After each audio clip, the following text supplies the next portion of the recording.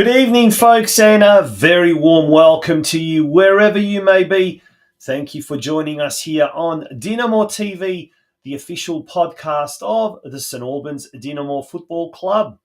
My name is Tonchi Prusats, and welcome to episode 3 of our second season and episode 41 in total. Another 9 episodes, and we're going to hit that milestone 50th episode, so something to certainly look forward to.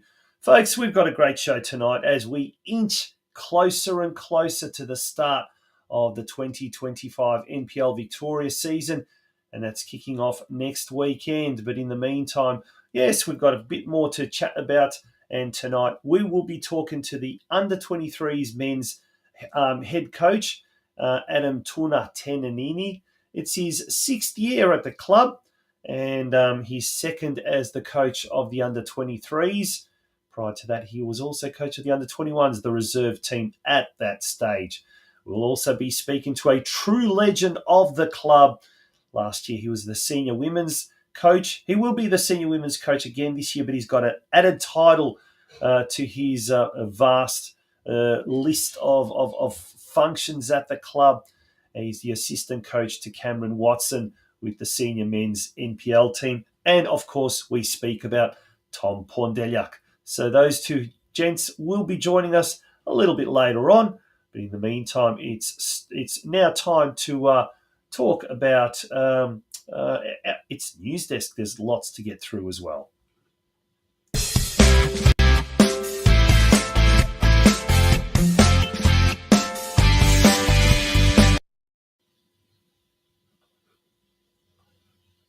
Okay, welcome back to the DINAMO-TV news desk, and as I said, there's a lot happening. Let's start off with the memberships for 2025. Firstly, if you haven't already got your membership, there are 3 membership categories to satisfy everyone's taste.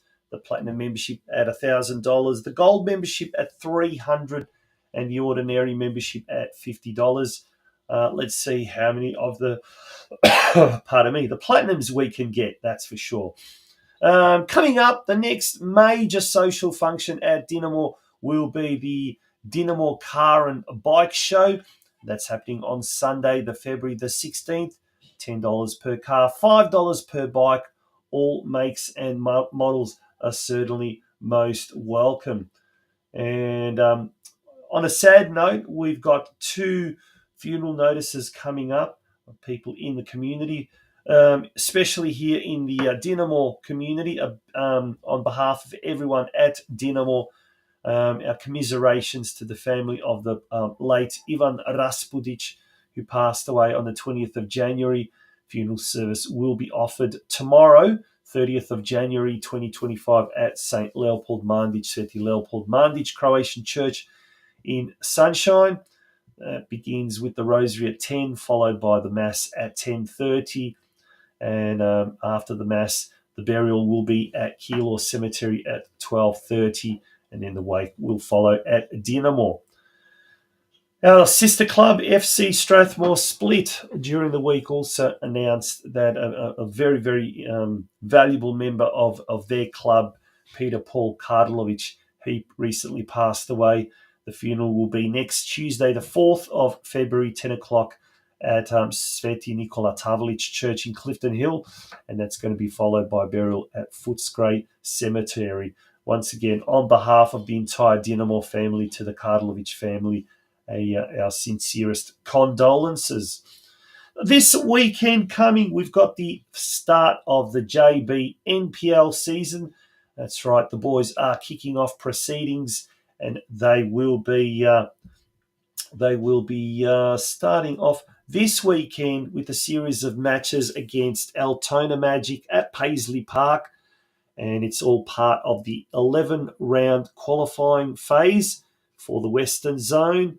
This week, Paisley Park will host all 4 of our Dynamo boys teams, kicking off at 9:30 with our under-14s, 10 past 11 the under-15s. The under-16s will be in action at 1 o'clock, and that then will culminate with the under-17s at 3 p.m. So we're going to go through all the teams. Starting off with the boys under-14s team, coached by Devon Bond.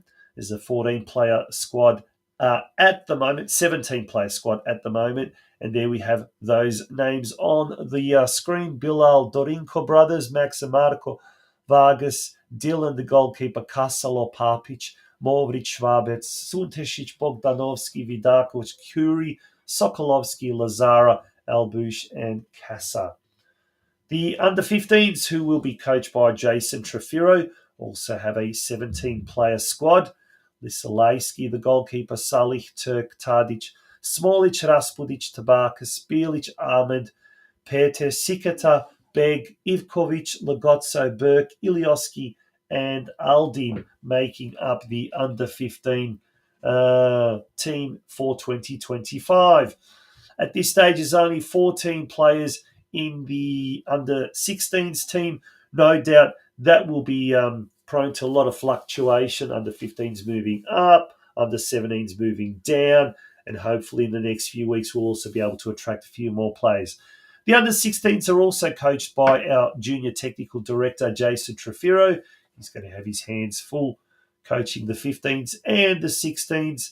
The 16s consist of Mahalik, Deng, De Silva, Bucic, the goalkeeper, Linarden, Falvo, a second goalkeeper, Sakal, Kochankovsky, Luan Glath, Alizada, Luka Movric, not Luka Modric, Cadeo, Sarah, and Peric. No doubt, number 26. If he can play like Modric, well, we might even just give him a nickname, Luka Modric, instead. And last but certainly not least, the new under-17s team, which will be coached by Mark Torpic, consists of Karsic, goalkeeper, Mohammed, McAnally, Gegay, Budu, Borg, Reicha, Lagotso, Mikulic, Mioch, Wojtek, Reicher, Reich, two Reichers, Stephen and Daniel, Reich, and Hanania as well. So there you have it. All those games kick off this weekend. So if you cannot wait for the start of the NPL season Sunday week, well, this Sunday, get down to Paisley Park and give the boys your support. They'll be certainly trying to do one better than what they did last year. They all finished in Division 3. Well, this year there is no Division 3. There's only a Division 1 and a Division 2 Northwest. Certainly hoping the boys can finish as high as possible. Good luck to all of the teams. Alrighty, we're going to take a little bit of a break, and when we return, we will be, of course, speaking with our guests. First up, it's going to be Adam Tenenini Tuna.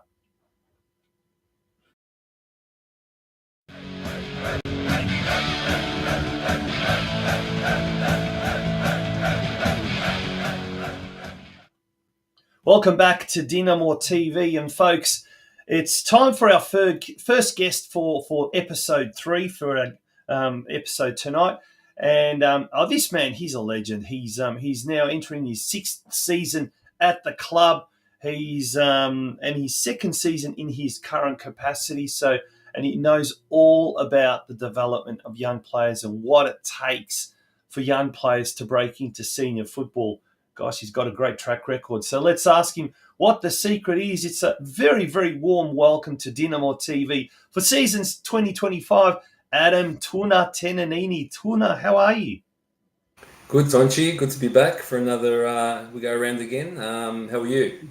Yeah, good, mate. Not too bad. I mean, there's a real air of excitement about 2025. I think last year there was a little bit of kind of maybe false hope. Maybe we didn't really know what was to be expected. But, you know, speaking to a lot of the coaches, a lot of the people at the club, behind the scenes, there just seems to be this real, I don't know, this palpable excitement. Maybe it's the fact that it's our 50th year anniversary this year. But maybe we really are starved of top quality football, which we're soon going to have. What's your thoughts on that, Tuna? Yeah, so I certainly agree, Tonchi. I think now that Cam, Billy, and now Tommy Pondiak as well have had a full pre-season with building their own squad, Definitely a level of professionalism that's been elevated around the senior group, and that obviously flows down to the 23s and the other 19s as well. So yeah, we are excited. It's a younger looking senior group, and you just see when you're watching senior training buzzing about and getting really excited for round one, and it's come along really quickly. We're only 11 days out, 10 days out, whatever it is. Yeah, so it's been a really we blinked and preseason is gone, and we're ready to go again. Yeah, we'll speak about the pre-season in a sec, mate. But this is your 6th year, you tell me. Second, obviously, at the helm, pardon me, of the under-23s. Prior to that, it was the 21s. How'd you get involved? Pardon me. How'd you get involved with the club? Obviously, knew people at the club already, just from around the traps, and got the opportunity. I finished playing it. I finished playing and wanted to take coaching a little bit more seriously. I already had my C license and planning to do my B, and ended up doing my B a couple of years ago while at the club. But took charge of the under 16s back then, and then the 18s, and then flowed on to the 21s and the other 23s. So yeah, my 6th year at the club, and like I just said earlier with pre-season, the 6 years have flown. Really enjoyed my time at the club. I think I've on this show previously I've spoken about how close-knit the community is, but it doesn't matter whether you're from, for me anyway, that you're from a Croatian background or otherwise. We talk about the Dinamo family, and I certainly feel entrenched in that, and certainly a part of it regardless of my nationality. So really love being at the club, and long may that continue, and really excited again with the season ahead. Yeah, it's the 50th year this year. As we mentioned, we keep on talking about it, so it's going to be another big year. Last year, obviously, we had the tournament. Speaking of the tournament, now, that was a really good opportunity for a lot of your players, a lot of the younger players, to really get maybe we could even say first sniff of senior football, but a lot of them already had.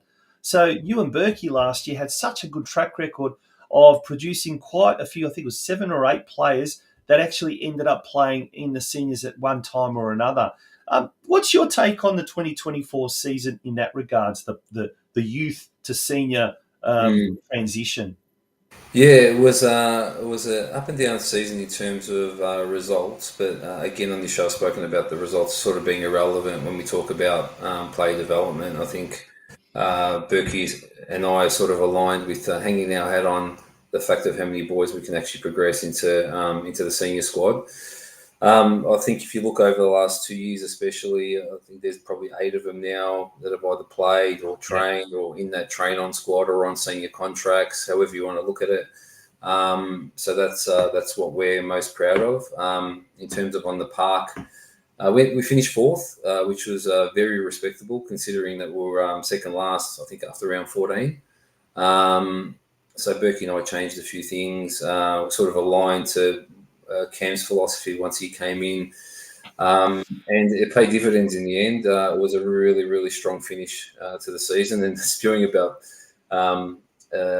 Football Victoria getting rid of the final series, because I think it would be a pretty good shake if we were there. But anyway, it doesn't matter. That flowed on into the Croatian tournament, where we gave opportunity to a few of the under-18 players that had just come off winning the Division 3 championship in under-18s NPL. And from that, we certainly identified players that we can blood this year into the 23s. It was a really good opportunity for them, good opportunity for Berkey and I,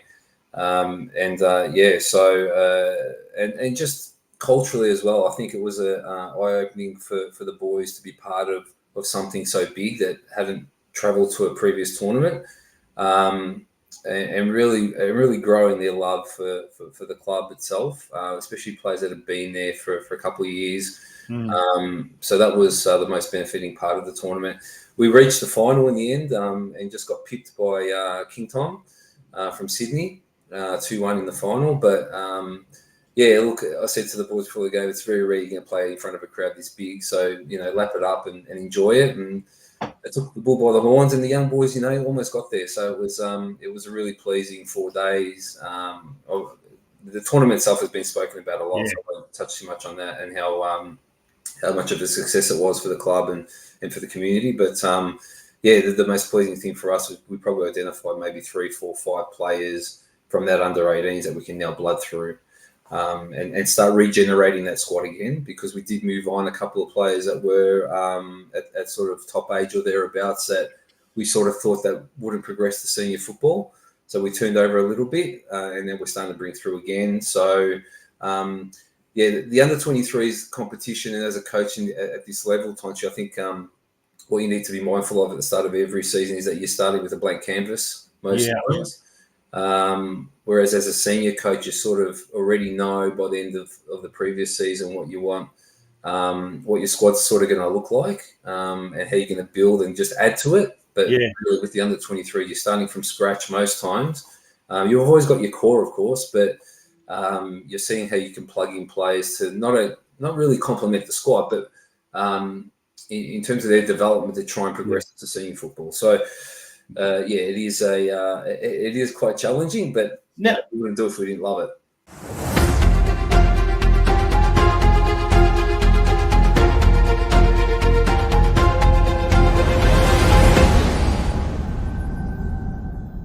Yeah, no, that's a really good point you make.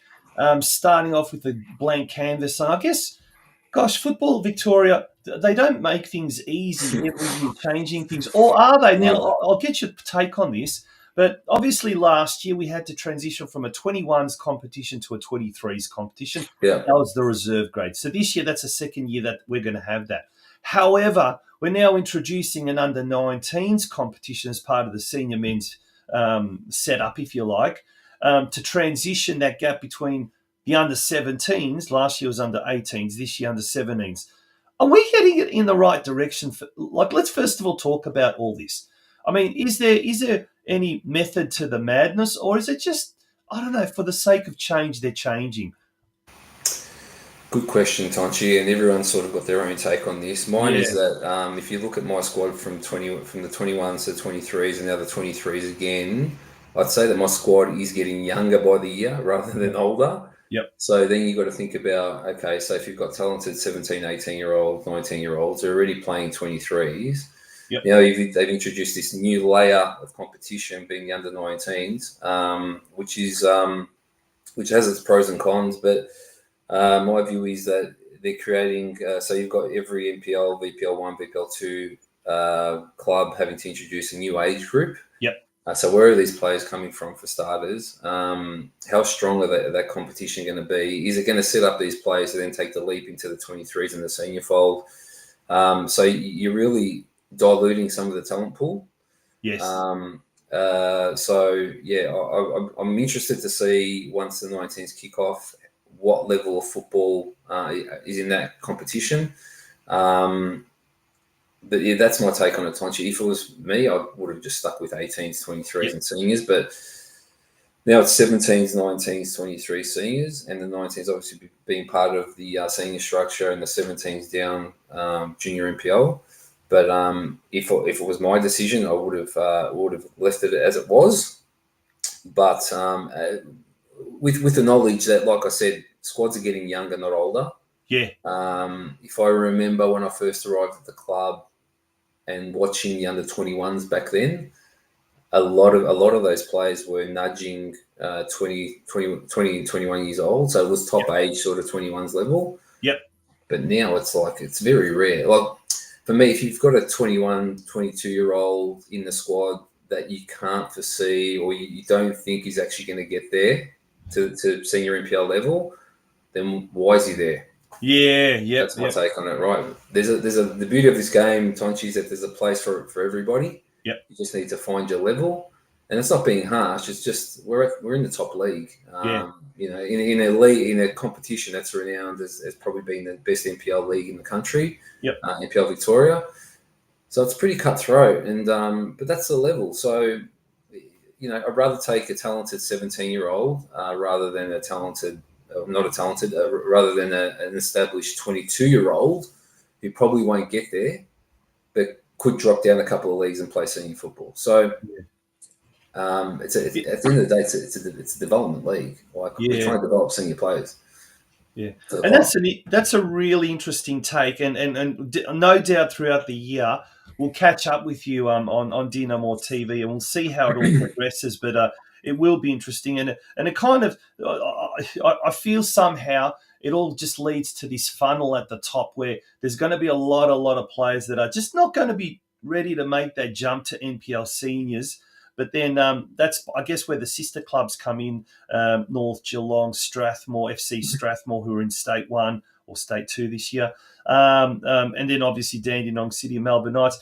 And there seems to be a lot of, a bit more collaboration between the clubs. A couple of the boys, there's one from Melbourne Knights, Anton Primorac, and one from North Geelong, Marko Juric, have come over to Dinamo. Tell us a bit more about that sort of, I won't say collaboration, but that movement between some of the sister clubs that's happening. Yeah, look. Sometimes they're just isolated cases where might not be getting game time at one club, or out of favour with the coach, or whatever it might be. There's a multitude of reasons why players move. But yep.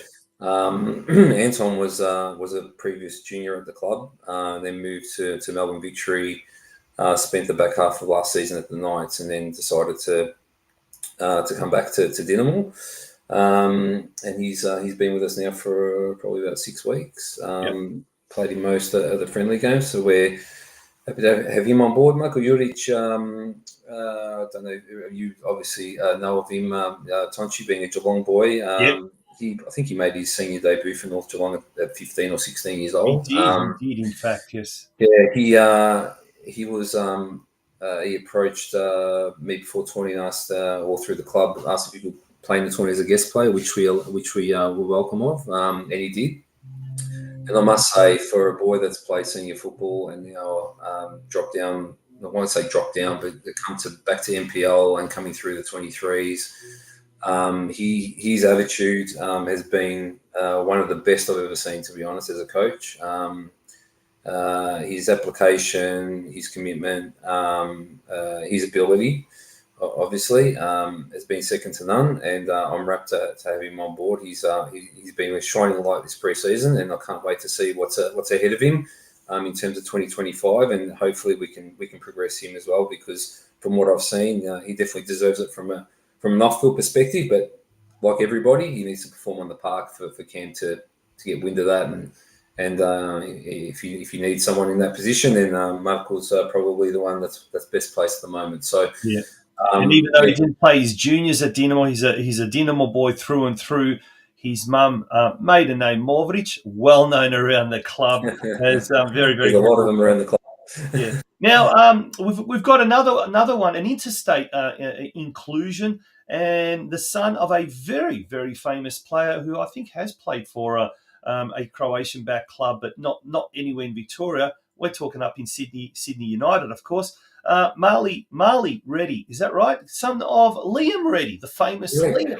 Yeah, correct. The connection was made through Jason Trefiro, who's obviously, I think Liam does some work through Jocka for Jason, and Marley came to us pre-season for 2 weeks and trialled, and went back to Perth, and then gave him a buzz and asked him if he'd be willing to move to Melbourne and join us, which he has. Hasn't got the stature of his dad yet, but Liam is top class. Obviously, I have had a few phone conversations with him. Top professional coming out of the A-League, and his son certainly has that sort of mentality as well. So now, Liam was a keeper, and a very good one at that. What position does Marley play? Marley's a defender, so can play either centre back or left full back. Has a sweet left foot, so we're looking forward to working with him. He's 17 at the moment. Yep. I think he'll be turning 18 this year, so plenty of football ahead of him. But happy to have him on board as well.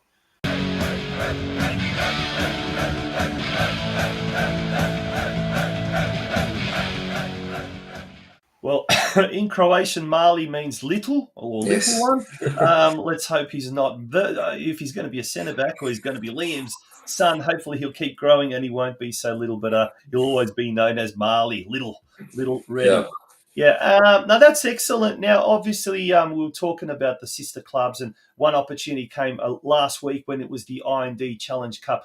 down in Geelong for the boys to have a good hit out against some of the other clubs as well. How did that all go down, and how has the pre-season gone down for the 23s so far this campaign? Yeah, it's been a bit challenging, Tonchi, because we're sort of, I won't say we're short on numbers, but we certainly have some spots still open, and we're forever talking to boys about potentially coming across. So literally have two conversations this morning with a couple of players from the academy teams at at the A League clubs. So gaining their interest, and yeah, last week it was bloody hot, but Was it ever? we sent a combined 19s 23s team for the 23s game, and lost against North Geelong, but there were patches in there that we're pleased with, and certainly things to work on, obviously, but yeah, it was just another good hit out. In terms of the other preseason games, again, haven't really been able to put 90 minutes together.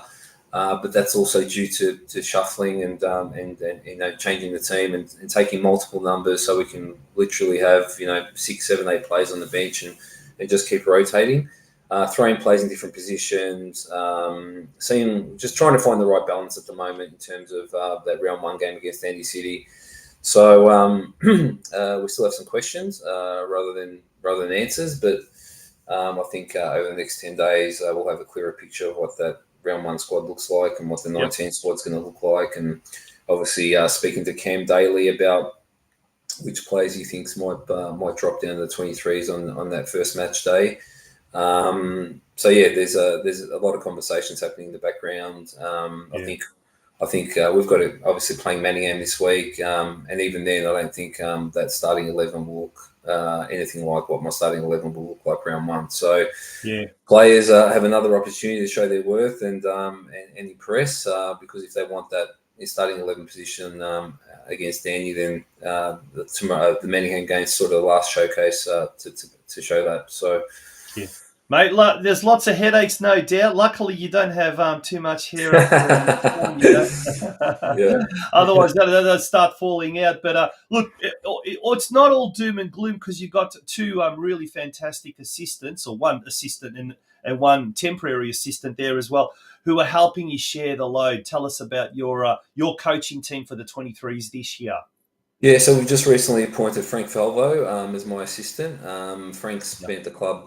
He was at the club last year, and I think he was part of the club previously a few years ago when his son was in the juniors. But Frank's no stranger to me. I've known Frank for 20 odd years. We played against each other many times, and just know him from we've got some mutual friends. So he's come on board. Maxi Chulina, who has a long-term injury, will help us out as well.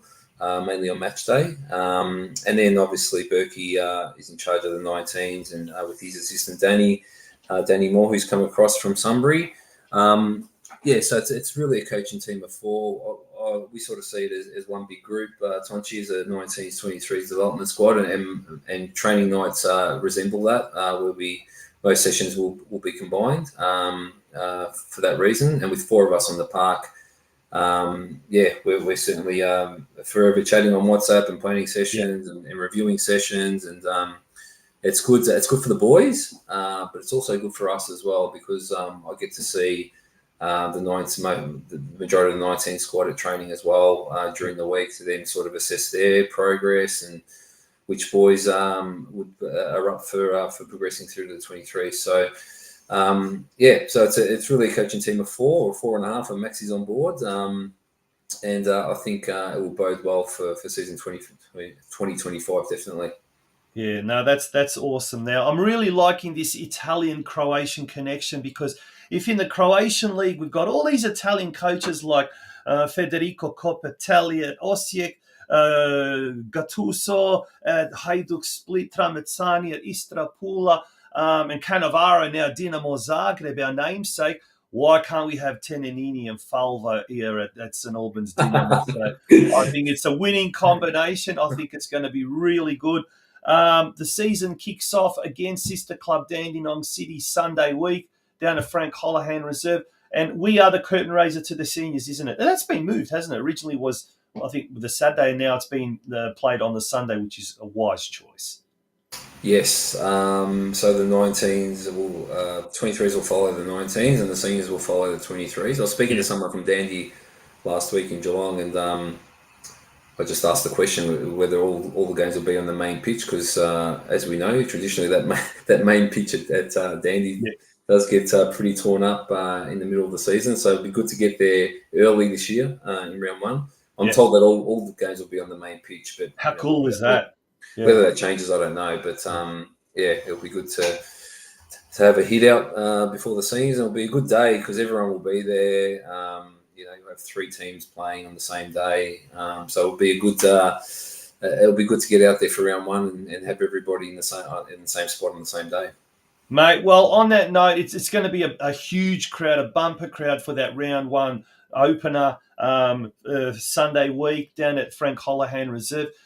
Tuna, wishing you all the very best for season 2025, and I really look forward to catching up with you regularly throughout the year on DINAMO-TV. No worries, Tonchi. Thanks, and good luck for the season. I think everybody agrees that last season with DINAMO-TV was a great success. So look forward to following, and then look forward to appearing when I'm on next. So thank you. Awesome, good on you. That was the head coach of our under-23s team, Adam Tuna Tenanini. Folks, don't go away. We'll be back right after this short break, and we'll be speaking with our second guest for tonight. He's the senior women's coach, but he's also the assistant coach to Cameron Watson for the senior men's, and we speak of none other than Tommy Pondelyak. Don't go away.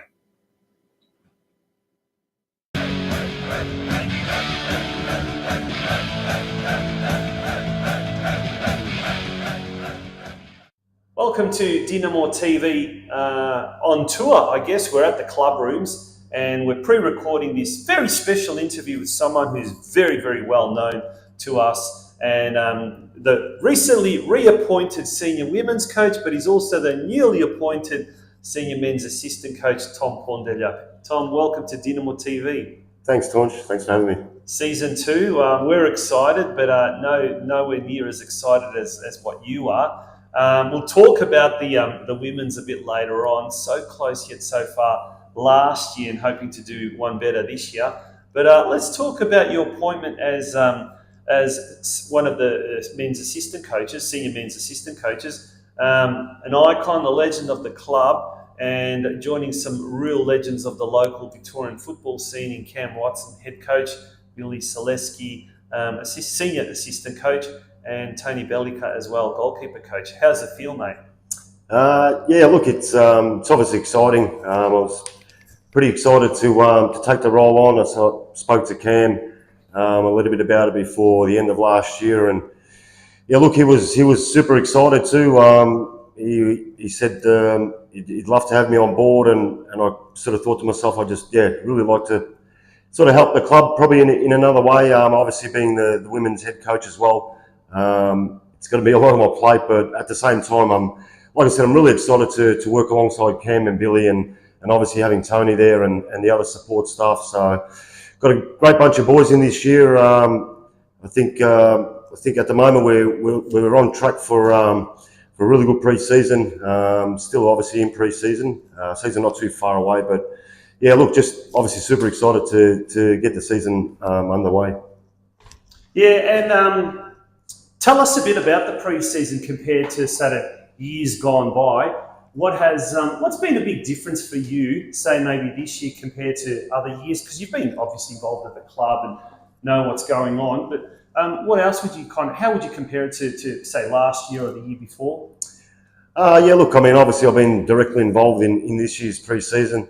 In years gone by, obviously with the squads that they've had, been sort of on and off, seeing what they've been doing through the pre-season. Probably the biggest thing I just think, from just going off the last couple of years or whatever, from even just speaking to the boys that have been around for a couple of years and obviously are around still today, probably just more so the intensity of the sessions, probably one of the biggest things, and also just real competition now for spots in the squad. I think maybe in years gone by, where obviously the club's been a little bit hamstrung with trying to get some quality players through the doors. Most of the boys pretty much knew who was playing, who wasn't. But the sense that I get this year, sort of from years gone by, is that every player out there at the moment knows that their spot's up for grabs. So they all want one, and and they're all fighting hard to try and secure a place in the starting 11. Well, that's really, really exciting, isn't it? But getting back to you specifically, have you got a certain role in that team, in that squad? Do you, do the analysis side of things, or do you focus on the attacking or the defensive side of things? How do you guys sort of split it up, or basically what Cam sort of wants you guys to do, you do? Yeah, look, basically Cam, I mean, he's one of the most switched on coaches I've come across. He's what across. Makes him switched on? I'm really just across the board with everything. I mean, with just video analysis, just making sure all the kits are there. I mean, so a lot finer details. Some smaller details. When obviously we've got Jason here doing all that sort of stuff, but Cam kind of really wants to make sure that the boys are in the right place. He's really trying to create a real professional sort of environment for the guys. And obviously Billy's been with him for a couple of years now, and he's obviously his right hand man. And I've come along, sort of probably more or less taking a bit of a back seat at the moment, in behind obviously Billy there, but obviously working alongside the boys collectively. And just picking Cam's brain and seeing what he wants to play, how he wants to play, what he expects from the players, and then just on your own going off and having a bit of a chat to some of the boys individually, and obviously sort of sitting back. From my perspective, I get to see sort of a lot more than probably say what Cam or Billy would, because they're so focused on the session itself, where I kind of look broadly across the spectrum and just having a look at the players' characters, the way they're sort of carrying themselves. Are they sharp? Are they alert? And then obviously just give feedback back to Cam and let him sort of know what I've sort of seen from certain sessions and whatever, and try and help out in that regard. And if Cam's ever got any sort of questions, he's not afraid to ask me, and obviously he values my opinion highly, which is fantastic. So they're there to give some sort of input. Obviously got a fair bit of knowledge in the football scene, so always just there to sort of help out and just basically do what basically Cam wants me to do, and just get on with it. Now, how did you go with the transition? Because last year, head coach, you had a couple of assistants as well with the senior women's team. And obviously it's a different level, stake 2. But now you're NPL senior man's one of the assistants. So how do you go from dominating to, I don't know if that's the right way to say, being dominated, but having a head coach who now kind of not overrides you, but he's above you in that hierarchical sense. How do you go transitioning between the two? Look, to be honest, pretty easy. Like I said before, I've been involved in the game for well over 35 plus years, and obviously I've been in as a player and obviously with a little bit of coaching as well. So I mean, I do understand the transition of coaching it at one point and then being an assistant somewhere else, and understanding and obviously seeing so many coaches and assistants go through the system. You get to know and understand what each person's role is, and like I said, I mean it's not too far different, but obviously Cam's the head coach. He obviously makes the final call. Obviously when I'm with the girls, I generally make the final call, but at the same time I've got my assistants there too that I listen to and I take on board what they say, and implement things that they do tell me that I don't see. So obviously I'm trying to do the same thing for Cam. Try and pick up on a few things that he might not particularly see, and obviously the more information he gets from ears and eyes from the outside, I think it's only better for the squad in general.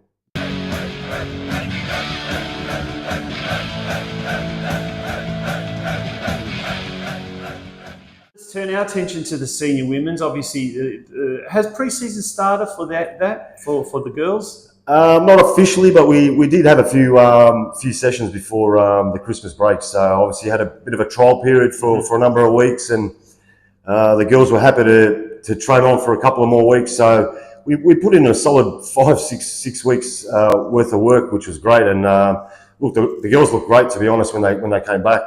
Like I said, even from last year, when they came back into pre-season, they look like they haven't missed a beat. And once again, it feels like we're in the same boat. So things are looking great. Probably start with the girls in the next couple of weeks, and then slowly head into February pretty hard, and then really get our pre-season underway. Man, how are you going to combine everything? You're going to have your hands full, aren't you? Yeah, look, it's going to be busy, and I've obviously been thinking about it a lot, and that was one of the things that I spoke to Cam about when we initially sort of spoke about how we're going to sort of try and juggle, because he obviously knew that I still wanted to coach the girls. So came to a bit of a compromise, and look, luckily for me, I've got a great crew of boys behind me as assistants to help out. And on top of that, the girls have got tremendous respect for those boys. So, if push comes to shove, so to speak, on certain weeks with training and games, obviously we've got to get to a bit of a compromise. But look, hopefully, like it was this past season, I think maybe we only had maybe 3 to 4 possibly games that did clash. And look, Cam sort of said if they do clash, that he wants to be with the senior men, so which is fair enough. Like I said, my boys, Shaka earlier, Stevie, and even Christian Dorlich coming on board for this year. Fantastic. The boys are more than capable of taking the girls for a game. So with the women's team, though, particularly their performance at the Croatian soccer tournament, it kind of felt like there's a real culture change, like they're really starting to take the football seriously. And some of the girls are really, really committed. And is that something that really kind of swayed you wanting to do another year, like that, the level of enthusiasm, the commitment, and a little bit of an unfinished job as well? I mean, chasing promotion into State 1 and eventually VPLW, maybe MPLW. Yeah, we'll see. Look, Tonch, obviously the girls have been brilliant, and I've said it so many times, people are probably getting sick of it, but they've been brilliant ever since we came in the last couple of years. Every year they've gotten better and stronger, and just the quality of football is obviously every week it's just lifting to a new level. And like you said, there's probably a bit of unfinished business there to try and take care of. But look, it'll definitely be ultra hard for me to walk away from the girls. Where we stand at the moment. I think the girls are really enjoying it. Us as a coaching group are really enjoying it. Working with the girls, and ultimately we just want to get the best out of them.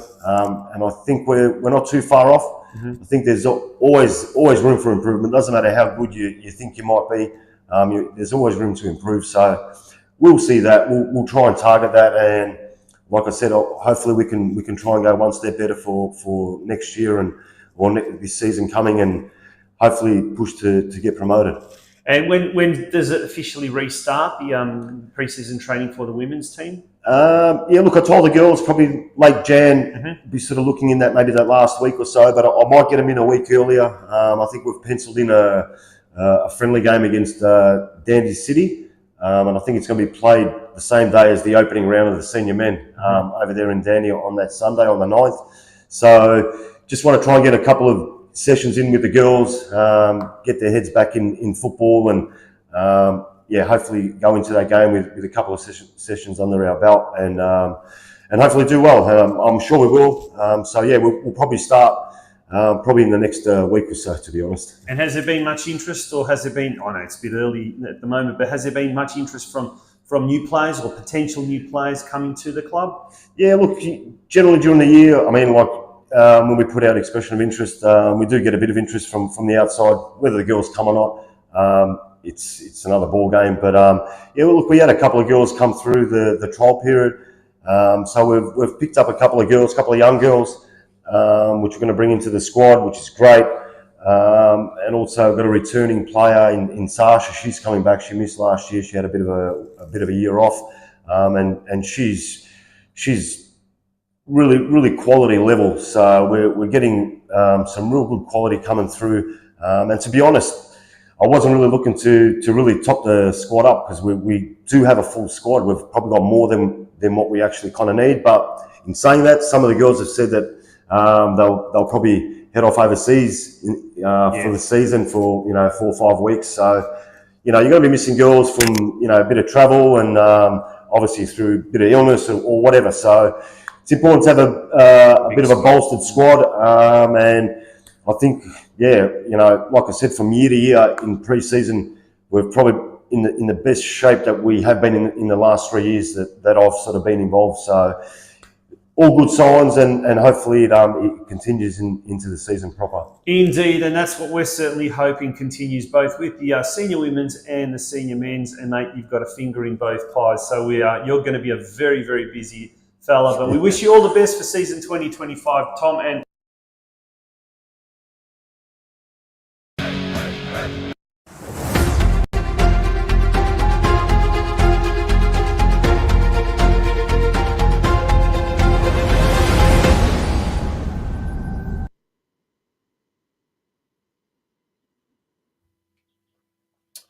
welcome back to DINAMO-TV, and that pretty much rounds up tonight's episode. Thank you for having been with us. And just a reminder, the round one is of the NPL Victoria season is just around the corner. Sunday week, in fact, February the 9th, with the big Croatian derby, Dinamo versus Hajduk at Frank Holohan Soccer Complex. The main game kicking off at 5 p.m. Folks, thank you so much for being a part of the show this week. We look forward to having your company again next week. And just a reminder, if you haven't got your membership yet, make sure to pop down to the club over the coming days and do so before the season kicks off. My name is Tonchi Prusats, and it has been an absolute pleasure bringing you episode 3 of season 2 DINAMO-TV. Until next Wednesday night, good night.